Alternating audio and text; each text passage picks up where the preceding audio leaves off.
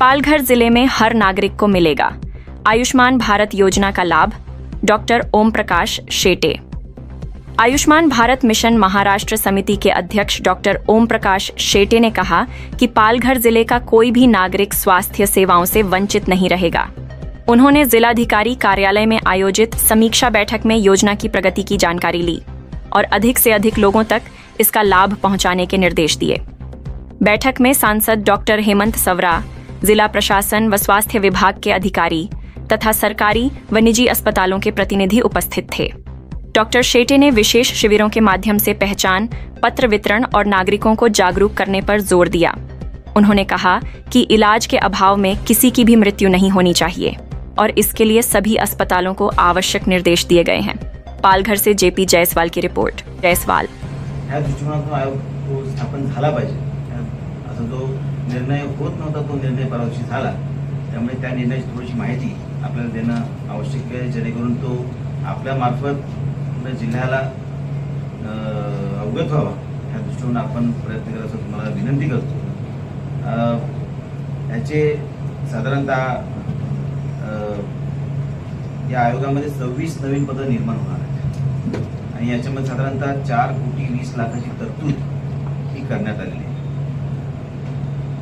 साधारणतः आपली जी 1,25,00,000 1,25,00,000 जे आदिवासी समाज आहे त्या सर्व बंधू भगिनींचा फायदा होणार आहे आणि याची जी मुख्य उद्दिष्ट आहेत साधारणतः आदिवासींचे हक्कांचे संरक्षण करणं, अन्यायविरुद्ध कारवाईसाठी शिफारशी स्वीकारणं, शैक्षणिक किंवा आर्थिक विकासासाठी योजना निर्माण करणं किंवा सल्ले देणं, संस्कृती, भाषा, परंपरा यांचं संरक्षण संवर्धन करण्यासाठी अहवाल तयार करणं, बोगस प्रमाणपत्र, धर्मांतरित जमाती यासारख्या विषयांवर स्वतंत्र चौकशी व अहवाल सादर करणं। माहिती सर पण आमदार दिसत नाही त्यांना बोलवले नाही की ते आले नाही सर। हे केलं होतं आपण त्यांना गव्हर्नमेंटची स्कीम आहे ना, अवगत केलं जबाबदारी आहे आणि ज्यांना गरज आहे त्या पद्धतीने ठीक आहे। मला फक्त स्नेहा पंडित मॅडमचा फोन आला होता की मी ऑलरेडी माझा कोकणामध्ये दौरा आहे, बाकी पर्सनल बोलत जो रिस्पॉन्सिबल पर्सन है जिसने मुझे बताया कि मैं जा रही हूँ, कल नहीं रह सकती। आणि सर दुसरा एक असा प्रश्न आहे की जेव्हा तुम्हाला सर माहितीच आहे की आपल्याकडे डॉक्युमेंट अपडेट नाही आहे, बरोबर सर, तर तुम्ही त्यासाठी काय उपाययोजना करणार? त्यासाठी काय जे बाहेरची जी एजन्सी आहे त्यांच्या मार्फत काम का करत नाही? डॉक्युमेंट्स नाही म्हणजे डॉक्युमेंटेशन जरा अपडेट नाही असं तुम्ही बोलले, अनेक लोक त्याचा लाभ मिळत नाही आहे कारण त्याच्याकडे राशन कार्ड नाही आहे किंवा अपडेट नाही जे काय असेल ते, त्यासाठी तुम्ही आउटसोर्सेसनी का करत नाही किंवा कॅम्प लावून काय याचा फायदा लोकांना देत नाही? बीमारियों का इलाज के लिए सुविधा होनी चाहिए, डॉक्टर्स होने चाहिए, नर्स होनी चाहिए, क्योंकि छत और दीवार बनाने से तो इलाज नहीं होगा सर, उसके लिए सुविधाएं लगेंगी। तो मुझे लगता है ये भी एक रीजन है और इसके लिए भी आपको प्रयास करना चाहिए। मैं अक्सर हर डिस्ट्रिक्ट में जाता हूँ तो हमारी गवर्नमेंट इंफ्रास्ट्रक्चर वहाँ पे नहीं है। तो मैं पहला पालघर डिस्ट्रिक्ट देख रहा हूँ कि जिला रुग्णालय 34 के बाद शाकोटी रुग्णालय 102 वगैरह, और जो बाकी 0 का जो ये देख रहे हो तो इसका मतलब ये नहीं अभी इसको इम्पेनल किया है कुछ दिन पहले, उसमें स्टार्ट हुआ है, जस्ट अभी उसको लॉगिन ID वगैरह दिया है। जो 17 थे तो अभी 42 हो गए, तो उसमें से कुछ लोग हैं जो 0 दिख रहा है। तो नेक्स्ट विजिट में आपको दिखेगा कि 100, 200, 300 हो जाएंगे।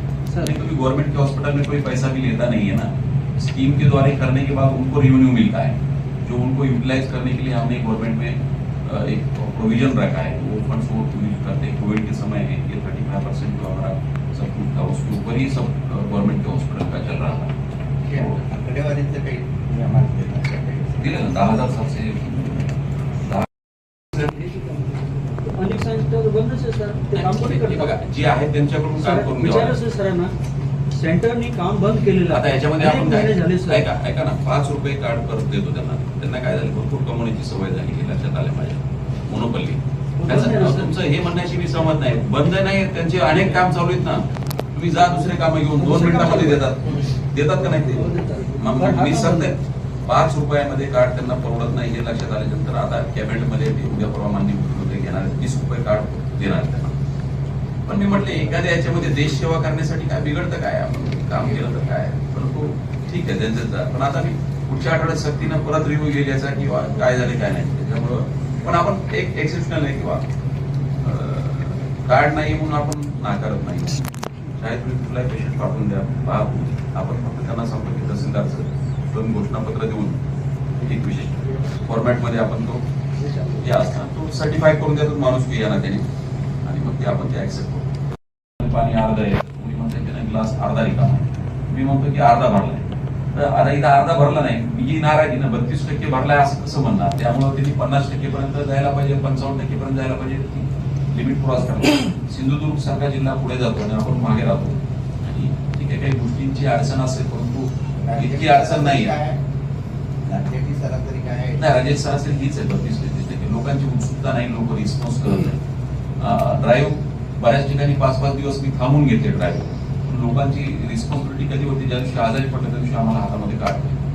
हा सगळ्यात महत्वाचा विषय आणि त्याच्यात उदासीनता आहे. सर लास्ट मेरा सवाल है कि जैसे अभी आपने अप्रूवल किया जो हॉस्पिटल को आयुष्मान कार्ड के, तो अक्सर हम लोग देखते हैं जो 25% आप बोले परसेंटेज नहीं बढ़ा, मुझे लगता है वो भी रीजन होगा उसके पीछे का, कि जितने भी हॉस्पिटल किए गए उसमें 99 हॉस्पिटल में ना तो डॉक्टर रहते हैं जो भी जितने भी इलाज के लिए रहते हैं, ना पे वहाँ पर सुविधाएँ रहती हैं, ना कर्मचारी रहते हैं.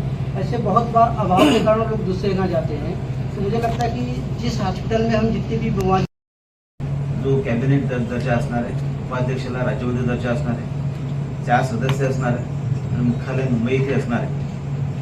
आणि त्याचे अधिकार जे आहेत त्या स्वतः ते तक्रारी घेऊ शकतात, चौकशी करू शकतात, सुनावणी घेऊ शकतात, शासनाला शिफारशी सुद्धा करू शकतात आणि सरकारी यंत्रणांवर योजनांवर देखरेख करणं, त्याचा अहवाल करणं आणि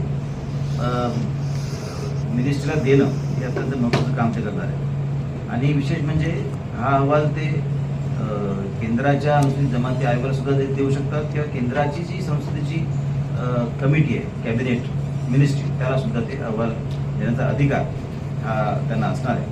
आणि त्यामुळे थोडंसं त्याला सामाजिक आणि राजकीय सुद्धा महत्त्व या निमित्ताने निर्माण झालेलं आहे. कारण की सगळ्या आदिवासी समाजासाठी एक स्वतंत्र आयोग असणार आहे, एक सामाजिक भूमिका आणि पारदर्शक असा आयोग हा या निमित्ताने निर्माण करण्याचा प्रयत्न असणार आहे. आणि आपल्या सरकारच्या जनजाती हितसंबंधातील वचनबद्धतेचं एक प्रतीक म्हणून त्याकडे बघितलं जाणार आहे.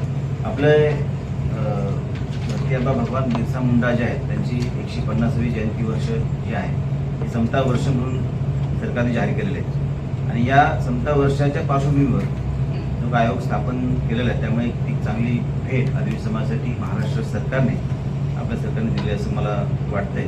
त्याच्यामुळे या आयोगाच्या ट्रायबल अफेक्टेड एरियाला किंवा ट्रायबल लोकांना न्याय देण्यासाठी एक चांगला निर्णय सरकारने घेतला आणि खासदार साहेब मला म्हटले की आज चांगलं आहे की पत्रकार परिषद मीट होईल आणि मलाही याच्यामध्ये बोलायचं. मी विनंती करतो की त्यांनी आपल्याला त्या संबोधित करावं. सर्व पत्रकार बंधू भगिनींचं स्वागत करतो. उपस्थित आयुष्मान भारत मिशनचे राज्य अध्यक्ष डॉक्टर ओम प्रकाश शेटे साहेब, आपले अधिकारी वर्ग साहेब, आगडे साहेब, जगताप साहेब, विराच्या सर्व अधिकारी वर्ग, पत्रकार वर्ग. परवा दिवशी जी कॅबिनेट मीटिंग झाली 3 जूनची ती त्याच्यामध्ये अतिशय महत्त्वाचा निर्णय हा आदिवासी समाजासाठी राज्यात हा त्यांनी घेतलेला आहे. त्यामुळे आपल्या सरकारने जो निर्णय घेतला आहे की महाराष्ट्र राज्य अनुसूचित जमाती आयोग हा स्थापन करण्याचा निर्णय हा घेतलेला आहे. त्यामुळे सर्वप्रथम मी या महाराष्ट्र राज्याचे मुख्यमंत्री माननीय देवेंद्र फडणवीस आणि आदिवासी विकास मंत्री डॉक्टर अशोकजी उईके यांचं मी आभार व्यक्त करतो, अभिनंदन सुद्धा करतो की प्रतीक्षित आणि बहुचर्चेत असलेला असा जो आयोग होता जो 2004 साली केंद्रीय आयोग निर्माण झाला होता NCSTचा, NCST NCST त्याच धर्तीवर राज्यावर सुद्धा असला पाहिजे यापासून बऱ्याच वर्षापासून मागणी होती पण ती पूर्ण होत नव्हती. आणि ती बऱ्याच आपण बघितलं की मागच्या वर्षी सुद्धा NCSTचे अध्यक्ष आपल्या पालघरमध्ये येऊन गेले होते. त्यावेळेस खूप गर्दी झाली केंद्रीय. त्या धर्तीवरच राज्याचा सुद्धा आयोग असला पाहिजे जेणे thanks for watching. Search India 24 news पर बने रहें। अगले सेगमेंट में हम आपको दिखाएंगे कुछ और महत्वपूर्ण खबरें।